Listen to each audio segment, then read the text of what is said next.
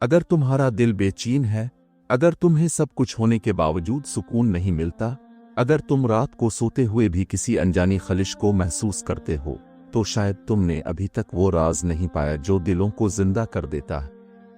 ये कोई आम अमल नहीं, ना ही ये सिर्फ अल्फाज का खेल है, बल्कि ये एक ऐसा रास्ता है जो तुम्हें बराह रास्त अल्लाह के करीब ले जा सकता है। एक ऐसा जिक्र जो ज़बान से नहीं बल्कि दिल से होता है, एक ऐसी खामोशी जो तुम्हारी पूरी जिंदगी बदल सकती है।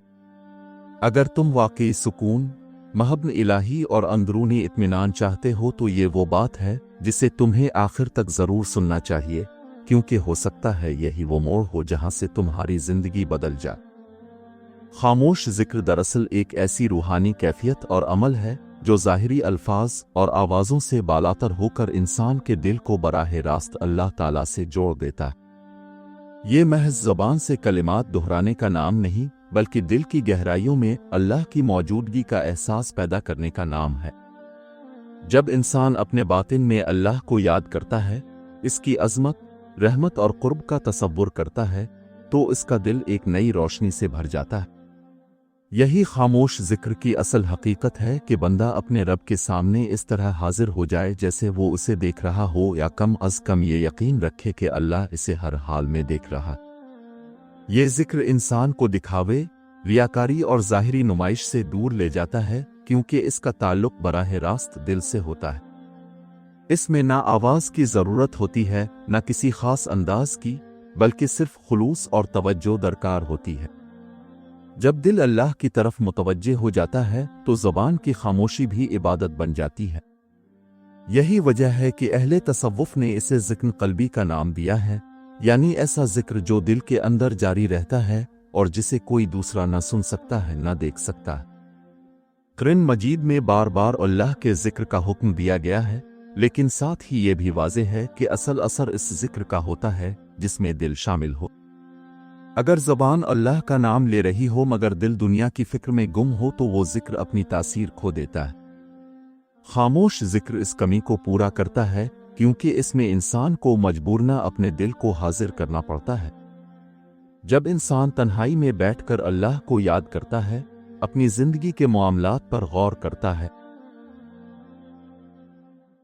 अपनी गलतियों को याद करता है और अल्लाह की नेमतों का शुक्र अदा करता है, तो इसका दिल नर्म होना शुरू हो जाता है। ये नरमी दरअसल एक बड़ी तब्दीली की इब्तिदा होती है।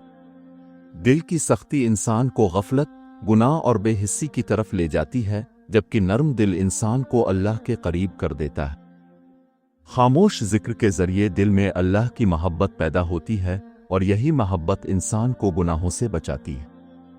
जब इंसान के दिल में ये एहसास पैदा हो जाए कि अल्लाह हर वक्त उसके साथ है, तो वो खुद ब खुद बुराइयों से दूर होने लगता है। इसके अंदर एक अंदरूनी निगरानी पैदा हो जाती है जिसे मुहासबा कहा जाता है, यानी इंसान अपने हर अमल का जायजा लेने लगता है। खामोश जिक्र इंसान के अंदर आजिज़ी पैदा करता है। जब बंदा अल्लाह की अज़मत को महसूस करता है तो उसे अपनी कमज़ोरियों का एहसास होता है। ये एहसास तकब्बुर को ख़त्म कर देता है और इंसान को एक मुतवाज़िन शख्सियत बना देता है। वो दूसरों के साथ नरमी, मोहब्बत और हमदर्दी का रवैया इख्तियार करता है। इसके अंदर हसद, बुग़्ज़ और नफ़रत कम होने लगती है, क्योंकि इसका दिल अल्लाह की तरफ मुतवज्जे हो चुका होता है। ये अमल इंसान को सब्र और तवक्कल भी सिखाता है। जिंदगी में मुश्किलात आती हैं, आजमाइशें होती हैं, लेकिन जो शख्स अल्लाह को याद करता है वो उन हालात में भी सुकून महसूस करता है। इसे यकीन होता है कि हर चीज़ अल्लाह के हुक्म से हो रही है और इसी में कोई ना कोई हिकमत है। यही यकीन इसे मजबूत बनाता है और वो मायूसी का शिकार नहीं होता। इसके बरक्स जो शख्स अल्लाह के जिक्र से गाफिल हो वो मामूली मुश्किलात में भी टूट जाता है। खामोश जिक्र का आगाज आसान नहीं होता। शुरू में इंसान को बहुत सी मुश्किलात पेश आती हैं।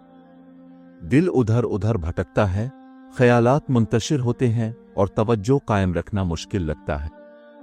लेकिन यह सब एक फितरी मरहला है। अगर इंसान सब्र के साथ इस अमल को जारी रखे तो आहिस्ता आहिस्ता दिल को सुकून मिलना शुरू हो जाता है। फिर एक वक्त आता है कि जिक्र खुद ब खुद होने लगता है اور انسان کو اس کے لیے خاص کوشش نہیں کرنی پڑتی۔ اس عمل کے لیے ضروری ہے کہ انسان روزانہ کچھ وقت نکالے جس میں وہ دنیاوی مصروفیات سے الگ ہو کر صرف اللہ کی طرف متوجہ ہو۔ یہ وقت زیادہ لمبا ہونا ضروری نہیں، بلکہ مستقل مزاجی زیادہ اہم ہے۔ جب انسان روزانہ چند منٹ بھی خلوص کے ساتھ اللہ کو یاد کرتا ہے تو اس کا اثر اس کی پوری زندگی پر پڑتا ہے۔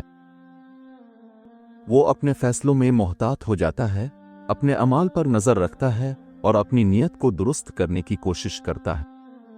خاموش ذکر کا ایک اہم پہلو اخلاص ہے۔ اگر اس میں دکھاوا شامل ہو جائے تو اس کی روح ختم ہو جاتی ہے۔ یہ ایک ایسا عمل ہے جو صرف اللہ کے لیے ہونا چاہیے۔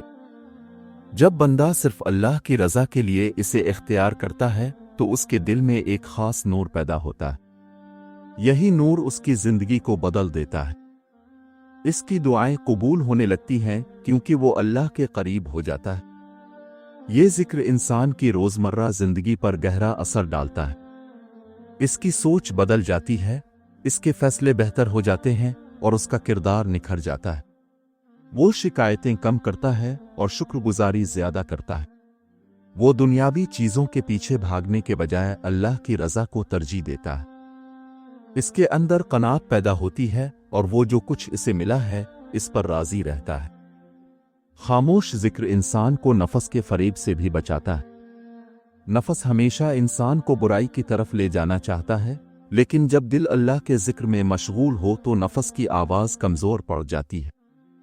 انسان کو اپنے اندر ایک کشمکش محسوس ہوتی ہے، لیکن ذکر کی برکت سے وہ صحیح راستے کا انتخاب کرنے کے قابل ہو جاتا ہے۔